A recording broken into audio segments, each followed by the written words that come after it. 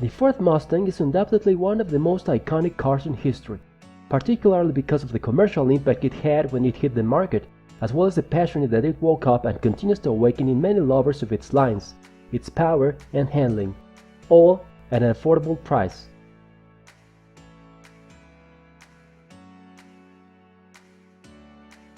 While Lee Iacocca, in charge of the Ford division at the time, cannot be attributed as the sole creator, the fact that he was the one who made the decisions had indeed a great impact on its development.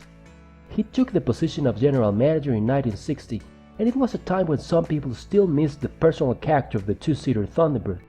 Chevrolet enjoyed a brief bonanza with the Corvair Monza, and imported auto sales like Jaguar, AMG, Triumph and Austin Healey had reached the non-negligible amount of 80,000 units, despite their considerably high prices. Robert McNamara, who held the position before him, had left the company very well financially speaking, but due to his focus on not building anything that did not achieve a high volume of sales, he caused the company to lose the sports image that it had begun to achieve with the aforementioned Thunderbird. Iacocca saw the need to rejuvenate the company, and he got to shake things up a bit, getting Henry Ford II's support to return Ford to NASCAR, authorizing a V8 for the Falcon as well as fastback bodies for some larger models. Iacocca knew that there would be a demand for a small sports car when all the baby boomers, born after the war, reached the right age, since they would have more resources, would be more informed, and would be more independent. It was in the committee called Fairlane in 1961 that the project was decided to be carried out, at that time designated as T5. Subsequent surveys supported prediction of Iacocca, noting that those under 25 wanted a car with a gear stick on the floor, bucket seats, and a vast choice of engines and accessories at a price it could afford. Up to 13 different design attempts were made, which did not go anywhere, with names such as Mina, Media Aventura, and Allegra, some of which were even shown in public. However, only one caught the attention of potential customers and the press, the so-called Mustang 1. The credit for the creation of such car corresponds to Eugene Bordinet, team leader and design manager, Herb Misch, who was once Packard engineer, and the Englishman Roy Lunn, who brought experience in sports cars from when he worked at Aston Martin. The resulting vehicle was presented at the United States Grand Prix at Watkins Glen, New York, in October 1962, and was enthusiastically received by fans. Even the British driver, Stirling Moss, was encouraged to drive it and said it was sensational. And it was! Ford had jumped 20 years into the future, or 40, if one considers how Detroit engineering was in the early 60s, with its conservative administrations falling behind the Europeans. The Mustang 1 was a small vehicle that had a 4-cylinder middle engine and a maximum power of 109 horses in its best configuration. It did from 0 to 60 miles per hour in 10 seconds and reached a top speed of 115 miles per hour, which made it get good reviews wherever it went. Unfortunately, although the car complied with the standards and regulations of the FIA and the SCCA for a sports and racing car, Lee Iacocca did not approve it. The tooling costs of manufacturing such a project would have been astronomical even at that time. His decision did not win him many friends and brought him criticism from the specialized press. It seemed that the time had come to put the United States at the forefront of the automobile world, and he had ruined everything. However, as reports came in of the type of car the baby boomers wanted, Iacocca was increasingly convinced that he had made the right decision. Using the results of the market research, Iacocca and the committee agreed that the vehicle to be manufactured needed to have 4 seats, be no more than 180 inches in length, use existing parts of Falcon and Fairlane, and have a huge list of options. But the basic cost of the car could not exceed $2,500, while it should be sport enough to attract the young market. If the car was to be built, the target date would be spring 1964, just about 20 months later. Although a final decision on the Mustang 1 had not been made, in August 1962 it was decided to request a new series of designs to be prepared by the 4 different Ford studios: Ford Styler Studios, Lincoln Mercury, Corporate Projects, and Advanced Design. Eugene Bordinet was in charge of the operation and was given 2 weeks to do so. Each team would have to submit clay models for evaluation once the deadline was met. There were 7 designs submitted, but only one was unanimously chosen: the Cougar. This was the manual work of Dave Ash, assistant to the head of the Ford studio, Joe Orrs. Most of its design remained intact, although some details such as pointy fenders or enclosed headlights were slightly modified at the time of production.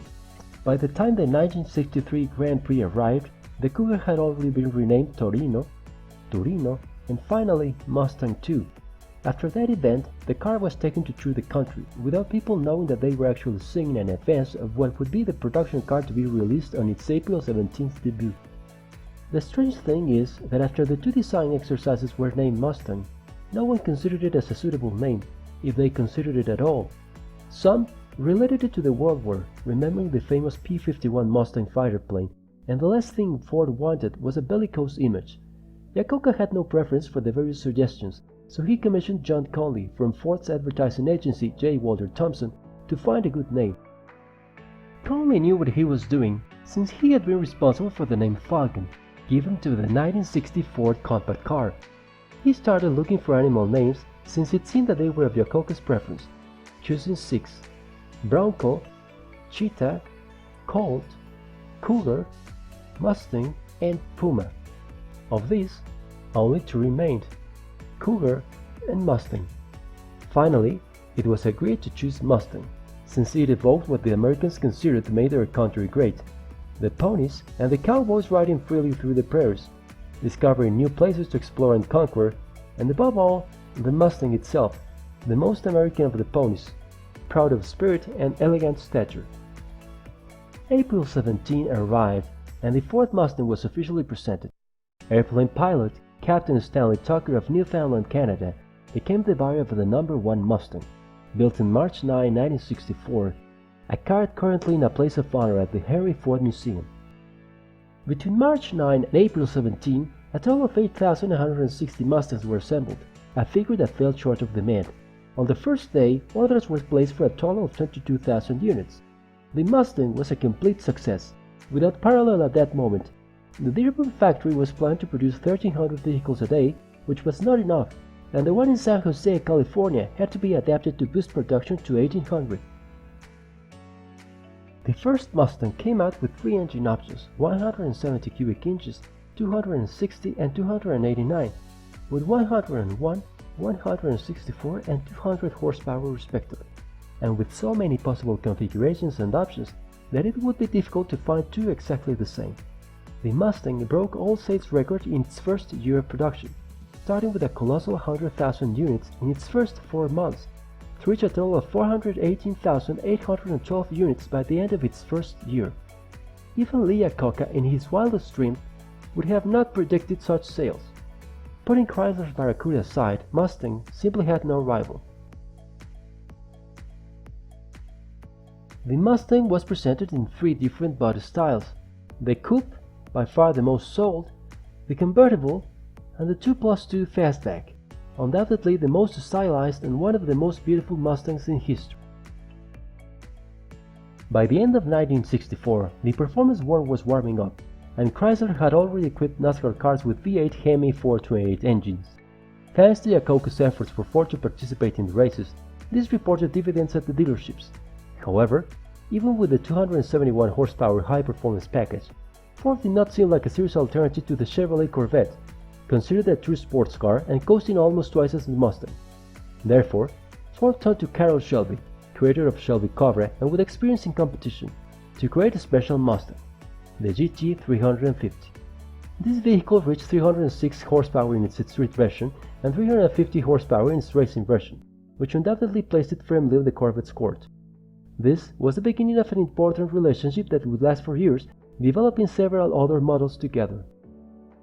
During 1966, the number 1 million Mustang was sold, something unheard of for a totally new car, being its buyer Stanley Tucker, the same one who had bought the first manufactured Mustang. Since its inception to date, there have been a total of 6 different generations of the Ford Mustang. The first, from 1965 to 1973, standing out, apart from those mentioned, some models such as the GT, GT500, Mach 1, Boss 302, and Boss 429.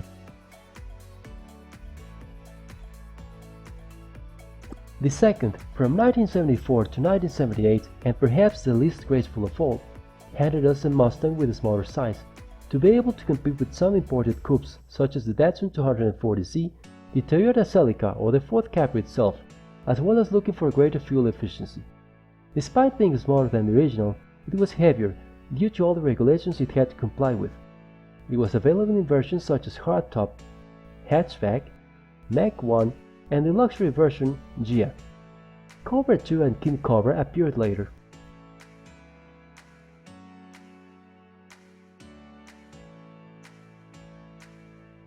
The third generation covered from 1979 to 1993 and brought us a larger and more spacious vehicle in three body styles: coupe or notchback, hatchback, and convertible, returning the GT, which would replace the Cobra, and introducing for 1984 the high-performance SVO version. For 1987, it underwent important styling changes, which remained until the end of the generation. The SVT Cobra and Cobra R were added in its last year.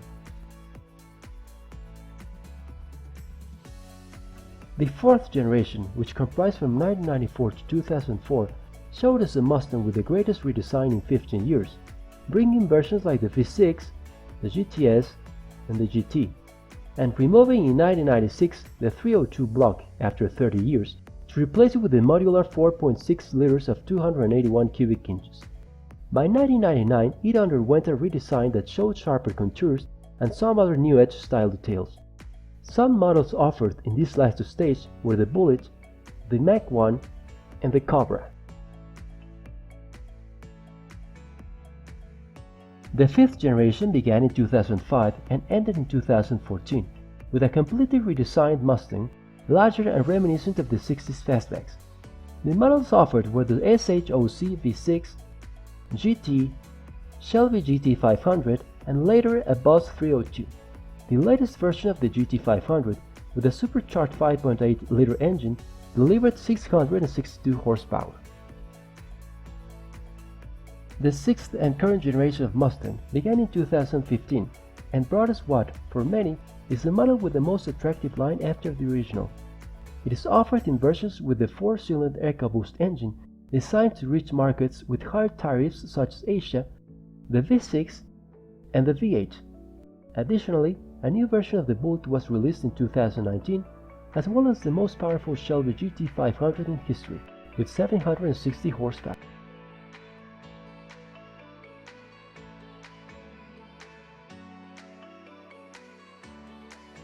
It has been over 55 years since it traveled the street for the first time, but even so, the Ford Mustang is still very present. It is one of those vehicles that leave a mark on those who have the opportunity to know them, and which, regardless of the passing of the years, continues to have many faithful followers and fans who share their passion. It is a vehicle that represented a milestone in the history of the automobile and that has a special place in many car lovers. If you like this video, please share it with your family and friends and subscribe to our channel so we can do more like this. If you want us to make a video about some other car, please request it in the comments. Thank you.